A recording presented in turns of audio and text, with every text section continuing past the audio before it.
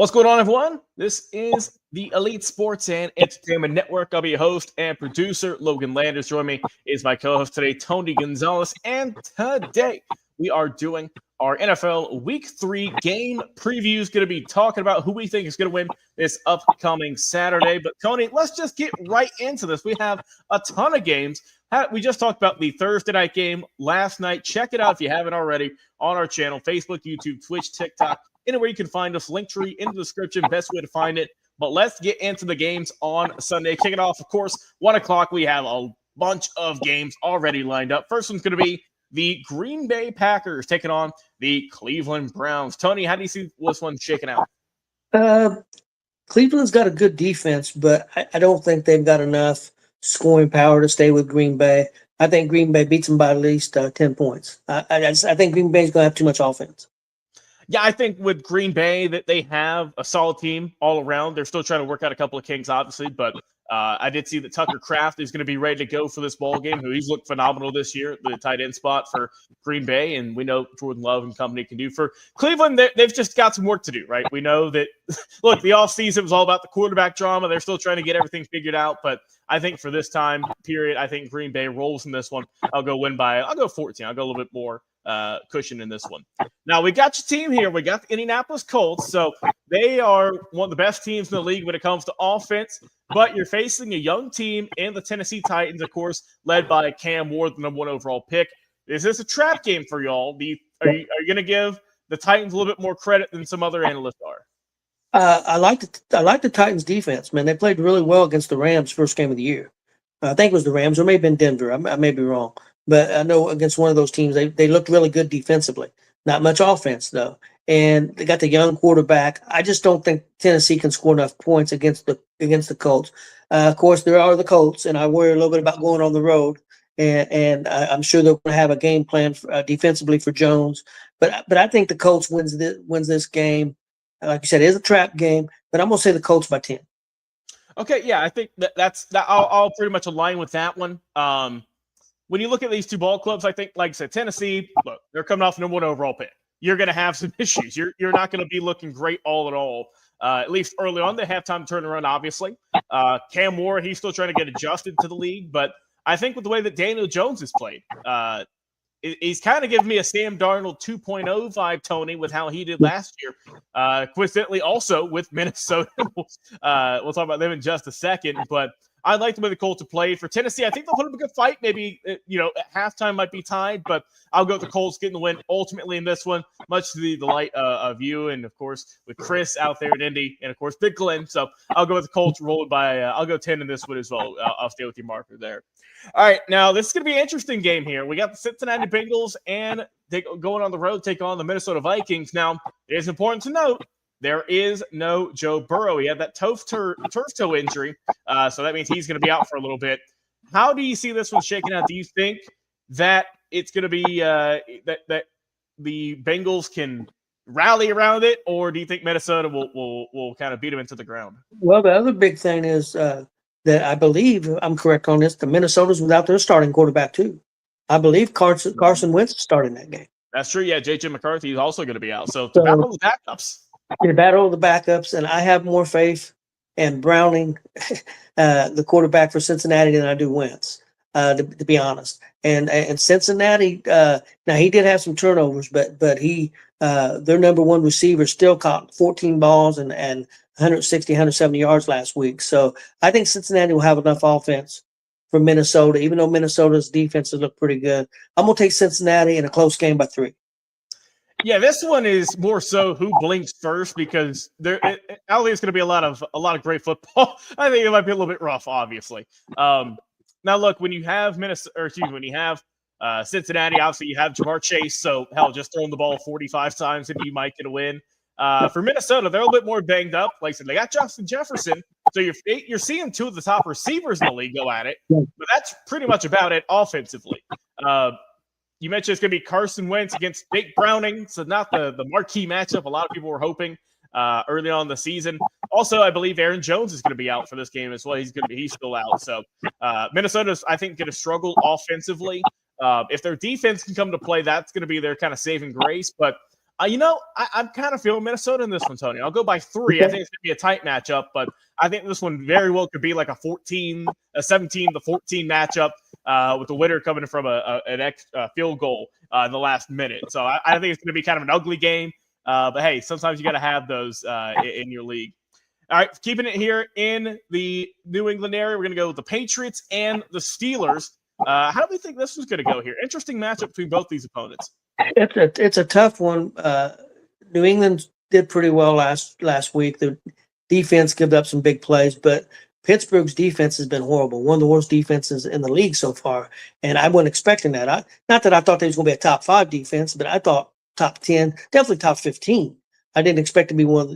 I think in most things they're like 27, 28 in most categories. So I didn't expect that. I think Pittsburgh's got enough offense.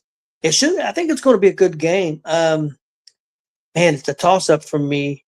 I think it's going to be a field goal game. I'm trying to decide who. I'm going to go with Pittsburgh by 3. Oh, so you can kind of flip a coin at this point and see how it's going to go. But, when you look at Pittsburgh, obviously, Aaron Rodgers, main QB. On the season, 5 touchdowns, 2 interceptions, 7 sacks. He's averaging around 223 yards per game through the air. But Tony, where the hell is DK Metcalf? I feel like he's barely done much. He's got 7 catches on the year for only 103 yards. He's not even the top receiver on his team. That's Jalen Bourne. That's a running back, which tells me that Rodgers. Look, we know Rodgers isn't going to be a dual threater. He means necessary. He's not going to run around forever. But that tells me that either A, that they're covering the guys real good on the receiving side, or B, they're not giving Aaron much time to scan through, and he's having to dump it off. So that's the issue I'm seeing here with Pittsburgh. And as you said, they're not the steel curtain anymore. They are struggling, at least early on defense. So you got to make up for that if you want it. And as for New England, right, kind of a sneaky team. Drake May, quarterback of the year here for this one, 58 yards. So he's outdueling Rodgers with that. Only 3 touchdowns, 1 interception, also been sacked 7 times. So is prone to fall in a little bit. But I will say Drake May, very efficient, 71% complete passer. That's what you like to see. The trouble with me, though, Tony, is where's the running game here for New England? Both Henderson as well as Stevenson have not got it going this year. Only 40 on the season, right? Through 2 games, 47 carries for the whole team, only 182 yards. So not much of an offensive showing here. Like I said, you can kind of just flip a coin with this one. But for me, I think I'll go with the Pittsburgh Steelers. I'll go with by 7. I think it's going to be a lower scoring game too. Kind of a back and forth one. I think it'll be, kind of a tough game, but I think we might see some offensive burst from one side. It's just going to see who goes first. Yeah, right. real quick on that. They're off Pittsburgh's offensive line, especially the first game. I didn't see a lot of the second game, but I've seen a lot of the first game. Their offensive line was horrendous in that first game. So Rodgers ain't had a lot of time. Even though Rodgers had a pretty good first game, he had 3 or 4 touchdowns. But I didn't see a lot of the second game, so I can't really comment. But the offensive line hasn't been good either. No.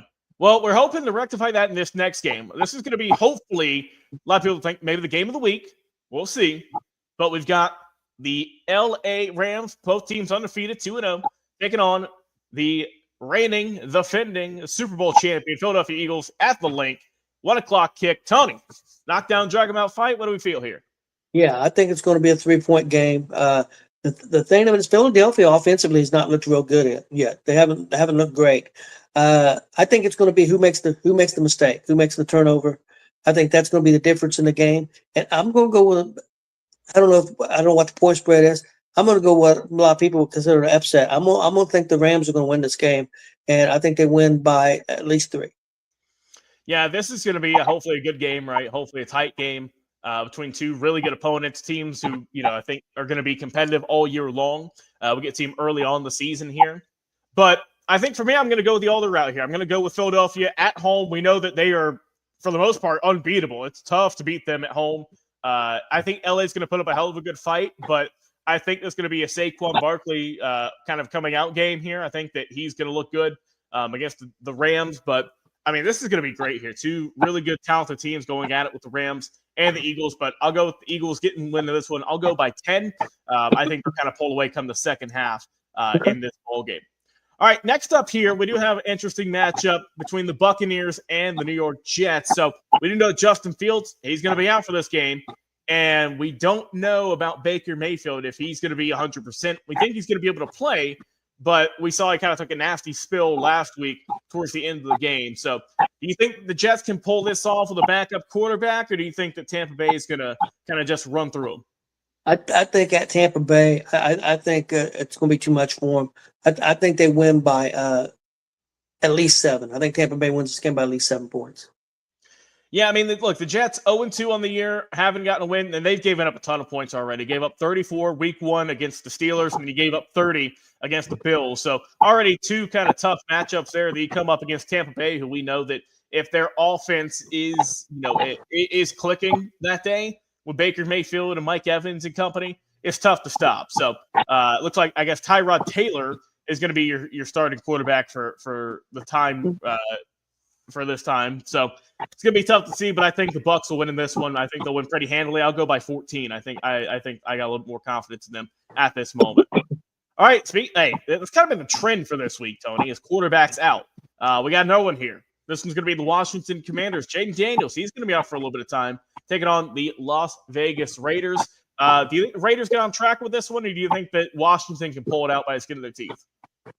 The Raiders didn't look great the last game. They looked terrible, but the quarterback had 3 turnovers for them in that game. I think because it's at Washington, I think Washington will, even with the backup quarterback, will squeak it out. I'm going to take Washington by 6. I hope you're wrong. I really hope. Okay. I think that, look, I told you pregame. I said, look, just because someone's out, just because someone's not going to be on the field, isn't an easy guarantee for the Raiders. Ashton Genty's had a slow start for the year. I think that it's going to be tough because we know Washington has a pretty good defense all in all.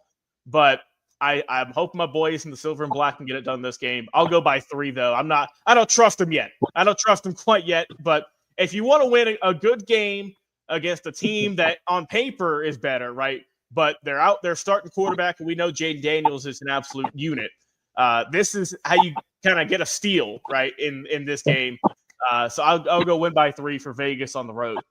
All right, Carolina Panthers NFC South showdown, welcoming the Atlanta Falcons into their stadium. Bryce Young taking on Michael Penix Jr. How are we looking for this one? Do you think the Falcons get this one, or do you think that Carolina gets an upset? This is usually a tough game between these two teams, even though I think Atlanta's a lot better team. But I'm going to go with Atlanta. Atlanta should be, instead of 1-1, it should be 2-0. They blew that game against Tampa Bay, actually, the first game of the year. So I'm gonna go with Atlanta to win this one. I'm going to go by touchdown. Look, the thing I think is going to be the X factor for the Falcons, not just for this game, but for the whole season. They got Bijan Robinson, who a lot of people consider, if not the top running back in the game right now, top 3. He's kind of jumped over some of the old guard. And I mean, hell, he can do it all. He can pass catch. He can run the ball like crazy. He's got the big play explosiveness you need.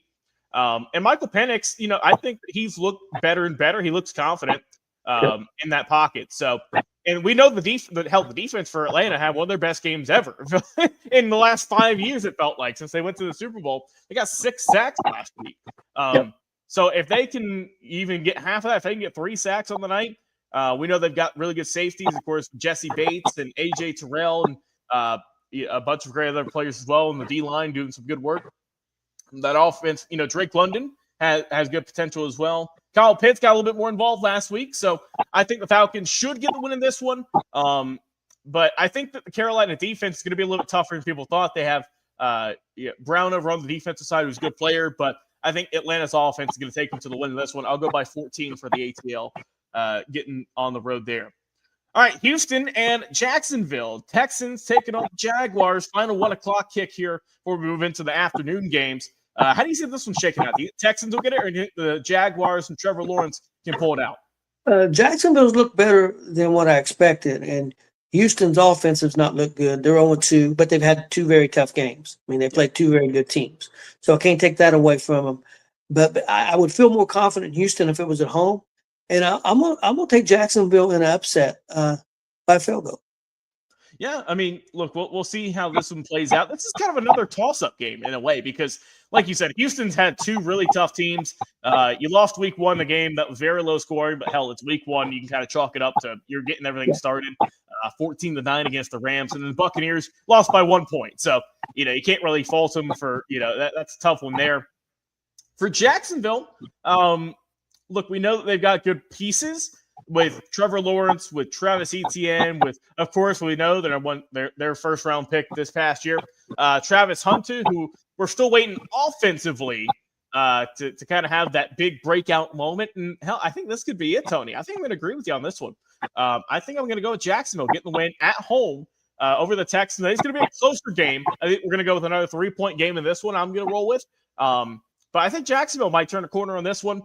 For Houston, like you said, I think that they have some good pieces, obviously, but I'm kind of leaning towards the upset here out there in Jacksonville this early season matchup. Now, let's go into the 4:05 games here. The Denver Broncos, I don't know what the hell happened to their defense last week. They just struggled. Very uncharacteristic. They're taking on a team that we know has a great offense in the Los Angeles Chargers, going on the road there. Question for you, Tony. Does the Denver defense get back on track? Because, hell, you have to. This is a division game. I mean, you can't have the performance you had last week and expect to win. What are your thoughts? Yeah, I agree with you. They've got to do better against the pass. The Chargers have not ran the football real good, so you want to make them more one-dimensional, and you got to shut down that passing game. But I really like the Chargers defense, though. So I like the Chargers in this game, and I think it'll be a close game. I'm gonna take the Chargers by field goal. Okay, yeah, very well could. I think that I'm kind of leaning towards the Chargers on this one. Also, I've always thought Justin Herbert was a great quarterback, through and through. Right, he can kind of do anything you need him to. He's shown the clutch gene from time to time. For Denver, these are two very evenly matched teams for the most part. If you kind of look on paper, right? You got good quarterbacks. You've got solid defenses. So, I think this is going to be a tight game between two really tough opponents in the AFC West. But I think that I am going to give the slight edge to the Chargers with this one. I don't know if Denver – this is a tough task for your defense coming off a rough week. This is a tough opponent to kind of see if you can fix that. I think they might be able to, but I don't know if you can get it against this team. So, give me the Chargers by 7 in this AFC West showdown. All right, up next, Tony, 4:05 kick once again. We have the New Orleans Saints going on the road to take on the 12th man and Seattle Seahawks. How do you think this one's going to roll? I like New Orleans defense decently, but they just don't have a whole lot of offense. I think Seattle wins this I'm going to say by 10. Yeah, with this one, it's kind of a rough one. Like I said, there's kind of positives and negatives you see with both these teams that they have, oh, hey, this is a good highlight here, but here's where they struggle. So I think for this one, I'll go with the slight upset. I think the Saints might get the W in this one on the road. Might be, help build their momentum early on. I'll go by 7 against Seattle because always tough opponent out there because we know, hey, whether the team sucks or if they're Super Bowl champ, the crowd's going to show up. So I think New Orleans might be able to steal one here in week 3. All right, Jay, he's not here this week, so we're going to have to talk about the Cowboys taking on the Chicago Bears. It's going to be a battle of Dak Prescott versus Caleb Williams in Soldier Field. Who gets this one, Tony? Dallas or Chicago? I'm gonna have to go with Dallas. I don't. Dallas's defense hasn't played great. They didn't look good against the Giants at all. I just don't think. I'm not sold on Williams at the quarterback position. Maybe he'll prove me wrong, but I'm gonna go with Dallas by 7. For this, and I am going to go with Dallas in this one. I think that they are, as a unit, better. We could do a whole video about Chicago's struggles, about how they gave up 52 points to the Lions last week. So saying the defense is an issue is an understatement. Offense, they haven't been able to, knock you out yet. You've seen kind of, here and there, you see good plays, you see, a good drive, but they haven't been able to couple it all together. And, the defense had the worst performance last week. So there's not much more you can say about that. For Dallas, look, they're a good team. All in all, Dak Prescott's had a good year so far. Kept the ball clean for the most part, but he hasn't had kind of a big game yet. I think this is where he kind of comes out of his shell, has a good game. and really helps out with Dallas. So I'll go Dallas by 17. I think that's just the Chicago's defense. It just got the break speed off of last week. I think it'll continue. All right, 4:25 kick. Last one for this one. Arizona Cardinals taking on the San Francisco Giants, and I believe that Brock Purdy is going to be out for this game once again. So that is going to be Mac Jones on the back here for helping the 49ers. How do we got this one here? Because the 49ers are, like I said, trying to figure it out. Mac Jones looked pretty solid overall. Taking on Arizona with Kyler Murray, but they look good. They're 2-0. So I mean, they're already about a quarter of the way, if not halfway through their wins from last year. So I mean, how do you see this shaking out? That's kind of interesting. Yeah, it's a pick 'em. I think even though with Mac Jones, I think they'll be fine. I think he fits the system really well.